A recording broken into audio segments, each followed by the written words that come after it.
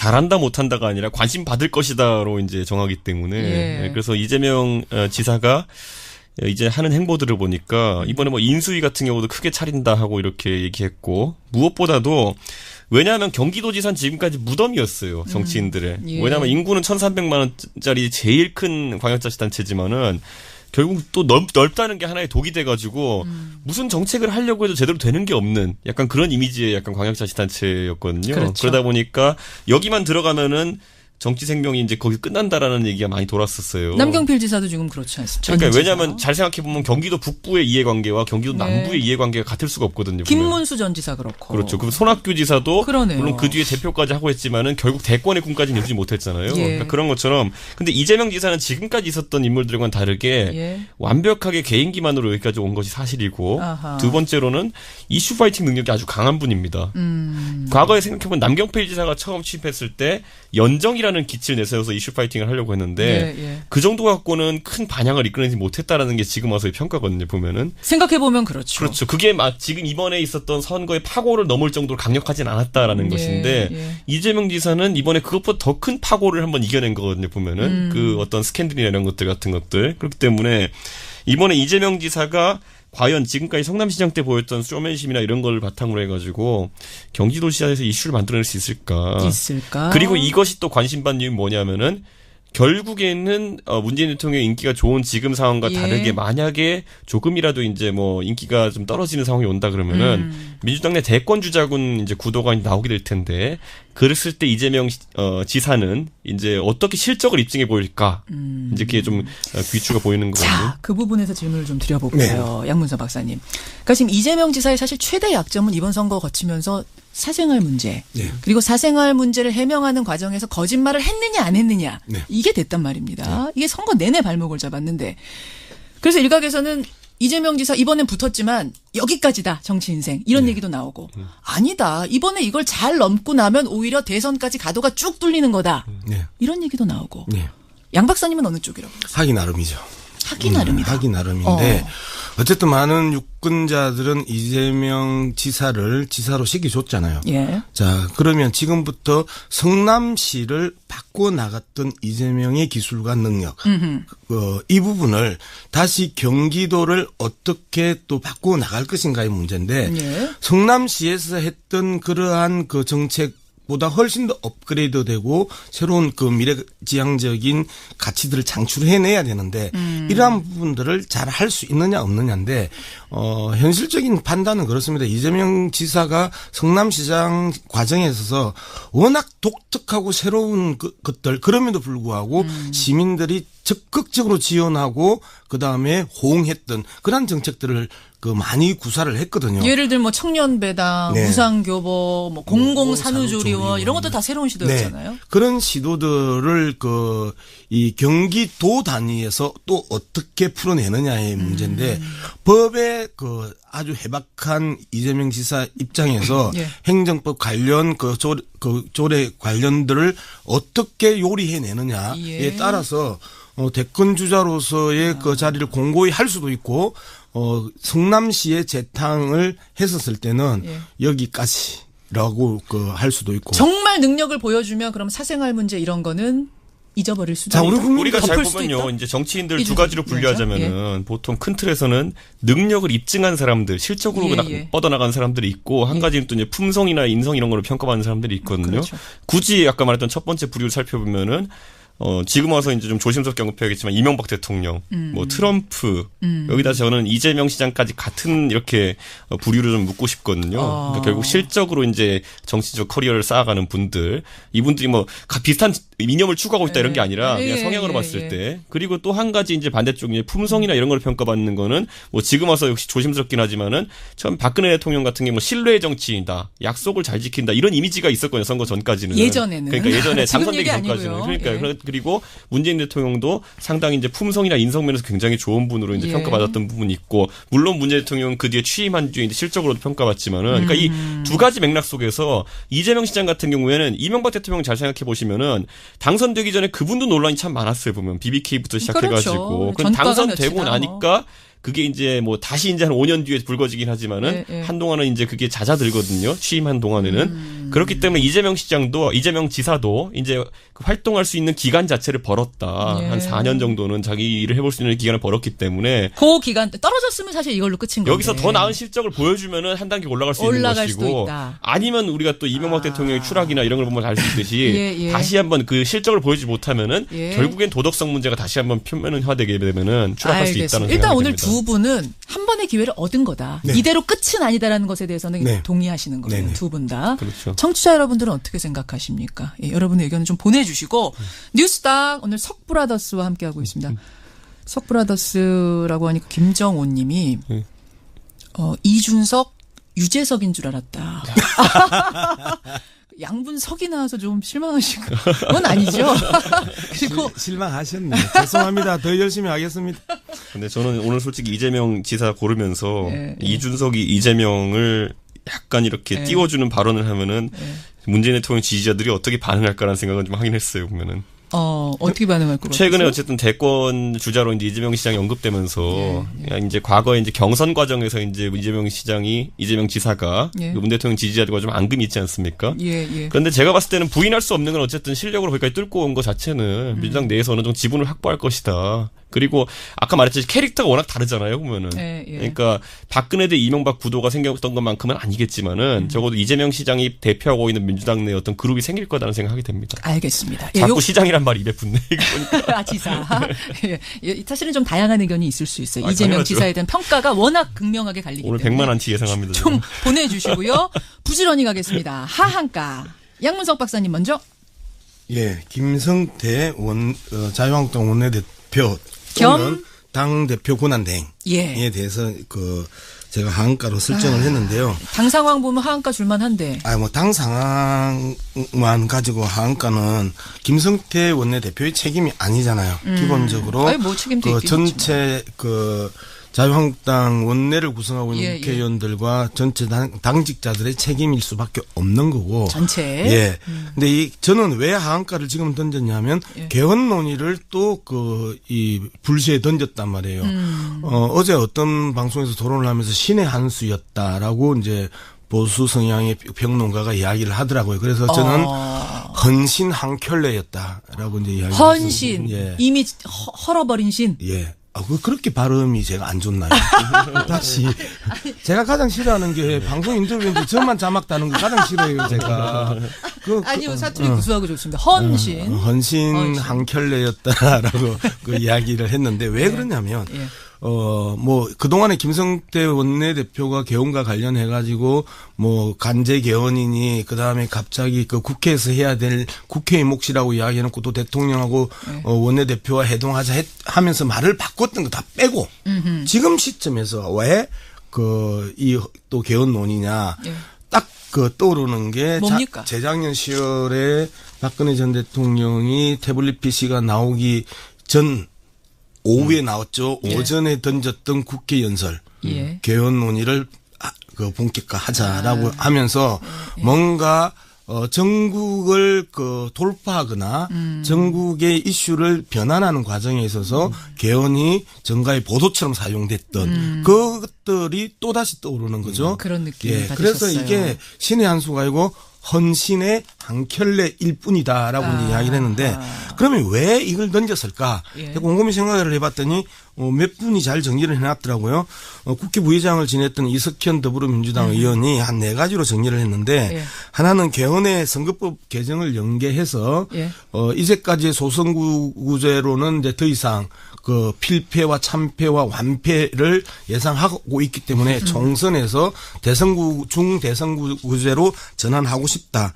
그다음에 이제 법사위원장을 반드시 사수해야 되니까 이 부분에 대한 논의에 초점을 흐리는 거다. 그다음에 당파싸움의 눈가림이고 개업 입법 지연의 이 노림수다 이렇게 이야기를 해요. 이런 측면에서 봤었을 때 저도 유사한 입장을 가지고 있는데 정말 꼼수의 대가 아니냐 이 정도 되면 좀 정치를 정면 돌파하고 정도로 가야 될 필요성이 있고 이게 지난 6.13 지방선거가 국민들이 정치권에 준 메시지인데 또다시 헌 신발을 꺼내 드는 저 모습을 보면서 참 답답하다는 생각을 했습니다. 결국 그걸로 돌파 어려울 거다라는 그 말씀이신 그렇죠. 건데 알겠습니다. 지금 하한가 시간이 별로 없어서 일단 이준석 총재의 하한가 듣고 얘기해 보죠.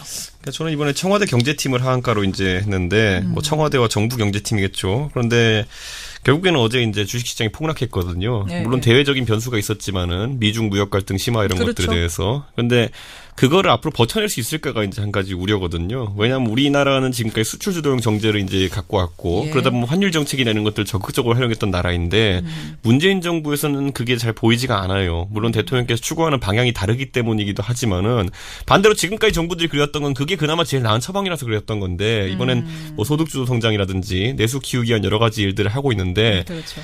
이 와중에 이제 다시 한번 방향전환을 하자는 김동연 부총리의 발언이나 이런 것도 있었는데 결국에는 원한대로 좀 가고 있거든요.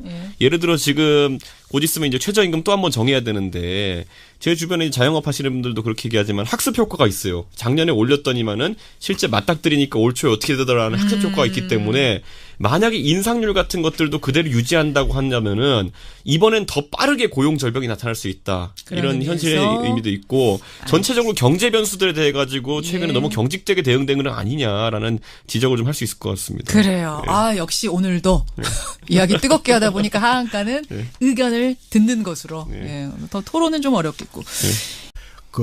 이 또 개헌론이냐 딱 그 떠오르는 게 뭡니까? 재작년 10월에 박근혜 전 대통령이 태블릿 PC가 나오기 전 오후에 나왔죠. 오전에 던졌던 국회 연설 개헌 논의를 본격화하자라고 하면서 뭔가 전국을 돌파하거나 전국의 이슈를 변환하는 과정에 있어서 개헌이 정가의 보도처럼 사용됐던 그것들이 또다시 떠오르는 거죠. 그런 느낌을 받으셨어요. 그래서 이게 신의 한 수가 아니고 헌신의 한 켤레일 뿐이다라고 이야기를 했는데 그러면 왜 이걸 던졌을까? 곰곰이 생각을 해봤더니 몇 분이 잘 정리를 해놨더라고요.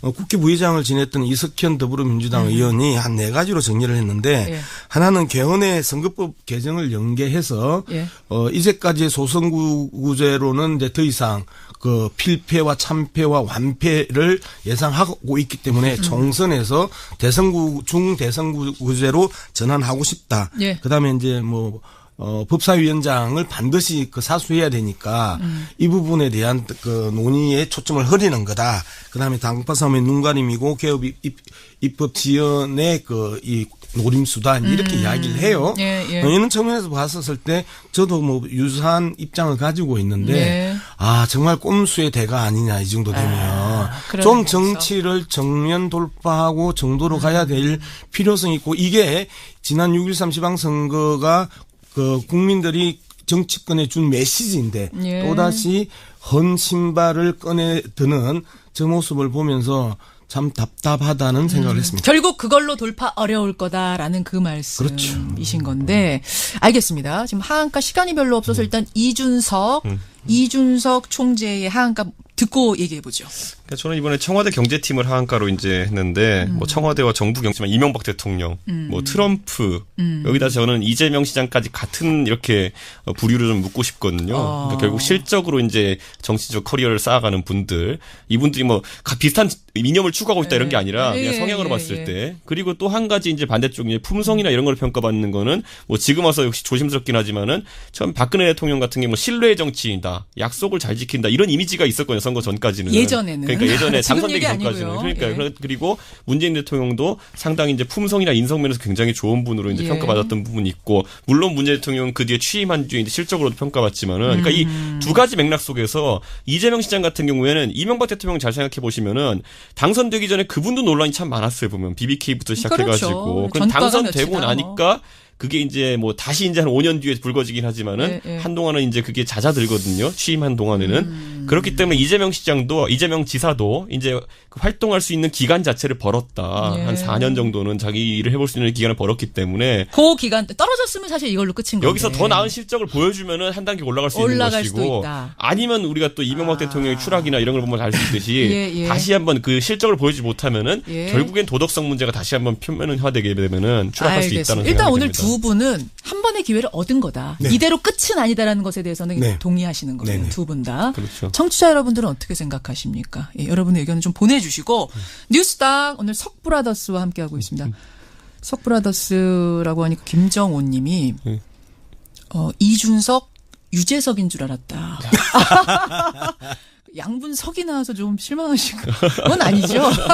그리고 실망하셨네. 죄송합니다. 더 열심히 하겠습니다.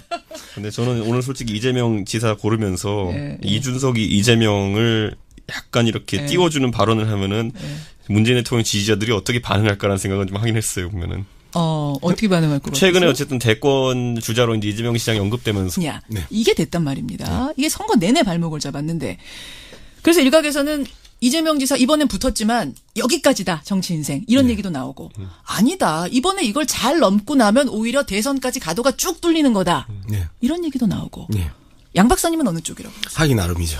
하기 나름이다. 하기 나름인데 어쨌든 많은 유권자들은 이재명 지사를 지사로 시켜줬잖아요. 예. 자 그러면 지금부터 성남시를 바꾸어 나갔던 이재명의 기술과 능력 이 부분을 다시 경기도를 어떻게 또 바꾸어 나갈 것인가의 문제인데 성남시에서 했던 그러한 그 정책 보다 훨씬 더 업그레이드되고 새로운 그 미래지향적인 가치들을 창출해내야 되는데 이러한 부분들을 잘 할 수 있느냐 없느냐인데 현실적인 판단은 그렇습니다. 이재명 지사가 성남시장 과정에 있어서 워낙 독특하고 새로운 것들 그럼에도 불구하고 시민들이 적극적으로 지원하고 그다음에 호응했던 그런 정책들을 많이 구사를 했거든요. 예를 들면 뭐 청년배당, 무상교보, 뭐 공공산후조리원 이런 것도 다 새로운 시도였잖아요. 그런 시도들을 이 경기도 단위에서 또 어떻게 풀어내느냐의 문제인데 법의 아주 해박한 이재명 지사 입장에서 행정법 관련 조례 관련들을 어떻게 요리해내느냐에 따라서 대권 주자로서의 그 자리를 공고히 할 수도 있고 성남시에 재탕을 했었을 때는 여기까지라고 할 수도 있고 정말 능력을 보여주면 그럼 사생활 문제 이런 거는 잊어버릴 수도 있다. 우리가 잘 보면요. 이제 정치인들 두 가지로 분류하자면은 보통 큰 틀에서는 능력을 입증한 사람들, 실적으로 뻗어나간 사람들이 있고 한 가지는 또 이제 품성이나 인성 이런 걸로 평가받는 사람들이 있거든요. 그렇죠. 굳이 아까 말했던 첫 번째 부류를 살펴보면은 지금 와서 이제 좀 조심스럽게 언급해야겠어. 이제 과거에 이제 경선 과정에서 이제 이재명 지사가 문 대통령 지지자들과 좀 앙금이 있지 않습니까?